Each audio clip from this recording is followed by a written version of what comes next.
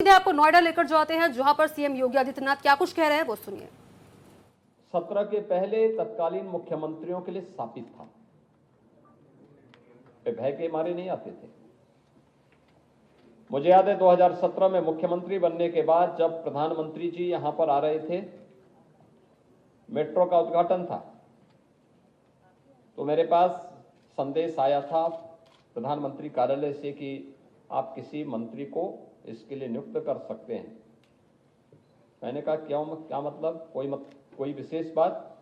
उन्होंने कहा नहीं, क्योंकि नोएडा के बारे में यह मान्यता है कि मुख्यमंत्री वहां नहीं आते हैं। मैंने कहा मैं तो नोएडा में ही हूं इस समय। उन्होंने कहा नोएडा में है। मैंने कहा हाँ, मैं प्रधानमंत्री जी के कार्यक्रम की तैयारी की समीक्षा करने के लिए आया था। उन्होंने कहा नहीं, प्रधानमंत्री जी का यह है कि बहुत आवश्यक नहीं, प्रोटोकॉल के बारे में बहुत चिंतित होने की आवश्यकता नहीं। मैंने कहा नहीं, मैं तो इन सब बातों को नहीं मानता हूं। मैं आध्यात्मिक व्यक्ति हूं, लेकिन रूढ़िवाद को नहीं मानता हूं। और ये जनता जनार्दन से जुड़ी हुई समस्या का समाधान की जिम्मेदारी जनता ने अगर भारतीय जनता पार्टी की सरकार को दिया है, तो हम उस समाधान का रास्ता निकालेंगे और उस मार्ग प्रशस्त ही करेंगे। और सबसे बड़ी समस्या हमारे सामने उस समय आई थी, बिल्डर बायर का विवाद। हम लोगों ने बिठाया था, उसका रास्ता भी निकाला। एक वर्ष में 1.25 लाख बायर्स को हम लोगों ने आवास भी उपलब्ध करवाए। बाद में कुछ लोग बहुत होशियार हो गए थे, वो सुप्रीम कोर्ट चले गए। तो फिर तो जब वहां मामला अटकता है तो फिर तो उसकी कोई सीमा नहीं होती, अंतहीन सिलसिला चलता है। और तो फिर भी गनीमत है कि जब समाधान नहीं निकला, हम लोगों को फिर नीति आयोग के सीईओ के नेतृत्व में एक टीम गठित करनी पड़ी, एक हाई लेवल कमेटी बनानी पड़ी, और फिर हम लोगों ने बहुत सारी सुविधाएं उसमें उपलब्ध करवाई और 3 लाख से अधिक बायर्स को हम मकान, उनका आवास उपलब्ध करवाने में सफल हुए हैं। बहुत सारी समस्याओं का समाधान हुआ, लेकिन मेरा मानना है कि अब नोएडा अथॉरिटी के पास अपना भवन होने के कारण हम बेहतरीन सुविधा यहां पर दे पाएंगे, चाहे वह यहां के अन्नदाता किसानों की समस्या का हो,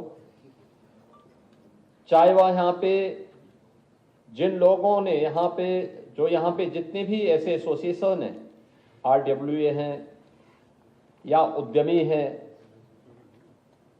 इन सब की समस्या का समाधान अब एक छत के नीचे नोएडा अथॉरिटी के अपने कार्यालय भवन के अंदर प्राप्त होगा। और सारी सुविधाएं अथॉरिटी ऑनलाइन कर दे तो बहुत अच्छा होगा। मुझे लगता है आज के दिन पे हमें इसका उपयोग करना चाहिए। बेहतरीन सुविधा हो सकती है। Integrated command and control centre के माध्यम से हम एक एक कार्य को देख सकते हैं, वॉच कर सकते हैं, जवाबदेही तय कर सकते हैं, उन कार्य को आगे बढ़ा सकते हैं। हम लोगों ने पहले भी कहा, जिन लोगों ने अथॉरिटी से जमीनें ली हैं लेकिन वहां पर निवेश नहीं किया है, एक समय सीमा के बाद नोटिस जारी करिए, वहां नए निवेश को आमंत्रित कर दीजिए, नया लैंड बैंक बनाइए। जब नोएडा अथॉरिटी की परिकल्पना हुई होगी 1970 के दशक में, तब में और आज में बहुत अंतर आ गया है। हमें आज के परिप्रेक्ष्य में सोचना है, परिवर्तन कैसे आता है। आज मैं प्रातः काल यहां पे दोपहर में मैं यहां पहुंचा हूं और जेवर एयरपोर्ट पे हम लोगों ने लैंड किया। अब जेवर से कॉमर्शियल फ्लाइट प्रारंभ हो चुकी है, डोमेस्टिक प्रारंभ हो चुकी है, कुछ ही दिनों के बाद इंटरनेशनल फ्लाइट भी वहां से प्रारंभ हो जाएंगे।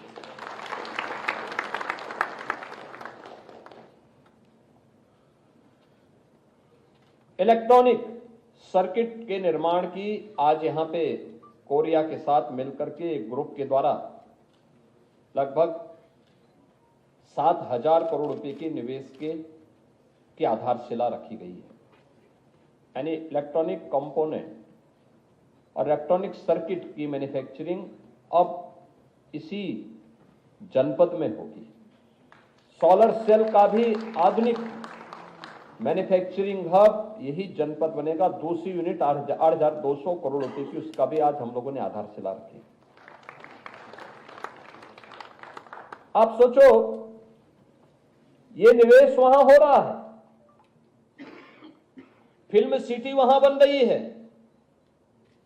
अपैरल पार्क वहां बन रहा है, मेडिकल डिवाइस पार्क वहां बन रहा है, जो पहले प्रदेश का सबसे खतरनाक जगह मानी जाती थी। लोग जाने में डरते थे। शाम को 5 बजे 6 बजे के बाद वहां क्या स्थिति होती थी हर व्यक्ति जानता है। और आज ये सभी निवेश वहां पर आ रहे हैं, इसलिए क्योंकि डबल इंजन सरकार ने आदरणीय प्रधानमंत्री जी के नेतृत्व में बिना रुके, बिना डिगे, बिना थके, बिना डरे और बिना झुके निर्णय लेने की सामर्थ्य विकसित की। और आज उसके परिणाम हम सबके सामने है कि भारत का सबसे यानी जो बेस्ट इन्वेस्टमेंट का डेस्टिनेशन है वह गौतम बुद्ध नगर, और गौतम बुद्ध नगर के साथ ही नोएडा, ग्रेटर नोएडा और यमुना अथॉरिटी उसका आधार बन रहा है। तीनों अथॉरिटी के स्तर पर कार्य तेजी के साथ आगे बढ़ाने का कार्य हो रहा है।